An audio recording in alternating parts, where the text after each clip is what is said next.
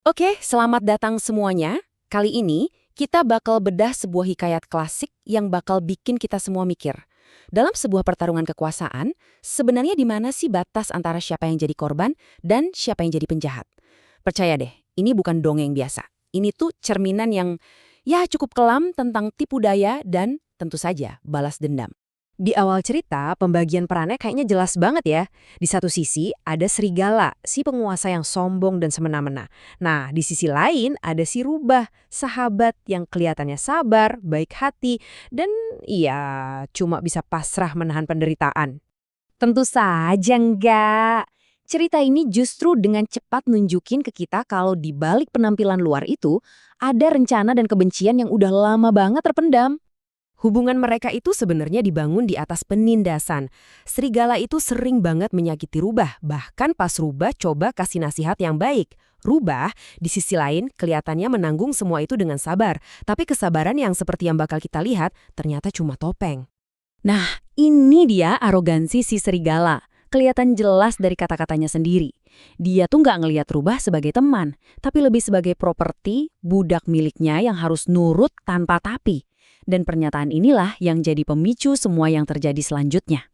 Coba lihat deh tanggapan si Rubah. Di permukaan, ini kayak tanda kepatuhan total kan? Tapi di baliknya, ini adalah sebuah topeng yang menyembunyikan kebencian mendalam dan rencana balas dendam yang lagi dia susun. Jadi setiap kata manisnya itu sebenarnya kebohongan. Dan disinilah titik baliknya. Kesabaran si Rubah itu bukan kelemahan loh, tapi strategi. Begitu dia nemuin alat yang pas buat balas dendamnya, dinamika kekuasaan di antara mereka langsung bergeser drastis. Nah, di sini kita bisa lihat transformasi si Rubah. Coba perhatiin cara berpikirnya. Dia nemu lubang, dan otaknya langsung mikir, ini bisa jadi alat. Lihat kutipannya. Sikap hati-hati nilainya setara dengan separuh kecerdasan. Dia bukan lagi korban pasif, tapi udah jadi ahli strategi yang dingin dan penuh perhitungan, yang bahkan udah ngebayangin kemenangannya. Dan rencananya ini, wah, jenius banget tapi simple. Coba kita lihat ya. Langkah pertama, dia kasih umpan, ngarang cerita soal kebun anggur. Langkah kedua, dia eksploitasi kelemahan serigala, keserakahannya. Dan langkah ketiga, perangkapnya. Dia biarin aja nafsu serigala bikin dia buta. Terus dia tuntun langsung ke kehancurannya. Gak perlu otot, cukup mainin psikologi lawannya. Dan ya, tentu saja, serigala jatuh ke dalam perangkap. Tapi, kejatuhan fisiknya ini baru permulaan. Pertarungan yang sebenarnya baru aja dimulai. Perang kata-kata di mana kebenaran yang pahit akhirnya keluar semua. Dari dasar lubang, serigala masih sempat nanya ini. Mungkin untuk sesaat, dia masih percaya sama ilusi persahabatan mereka, berharap masih ada sedikit belas kasihan yang tersisa di hati Rubah.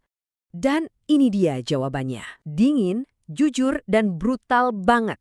Topeng si Rubah akhirnya lepas, nunjukin kebencian yang udah dia pendam bertahun-tahun.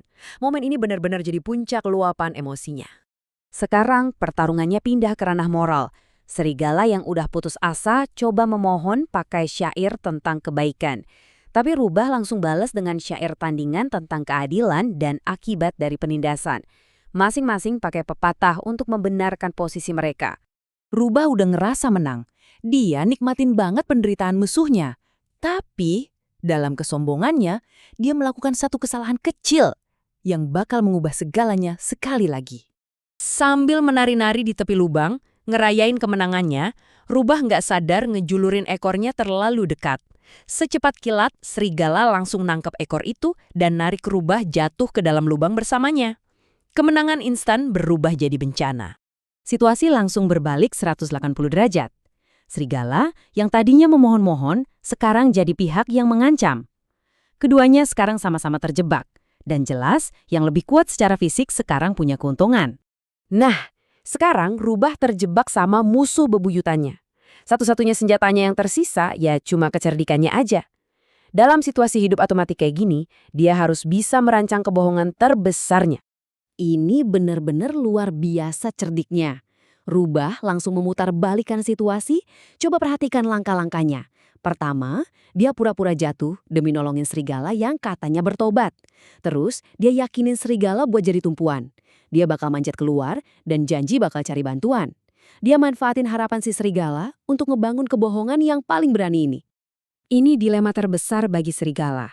Dia tahu Rubah itu pembohong. Tapi dia punya pilihan lain nggak?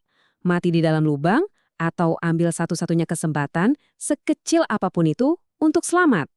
Keputusasaan inilah yang bikin dia jadi lengah. Dan akhirnya serigala yang putus asa pun setuju.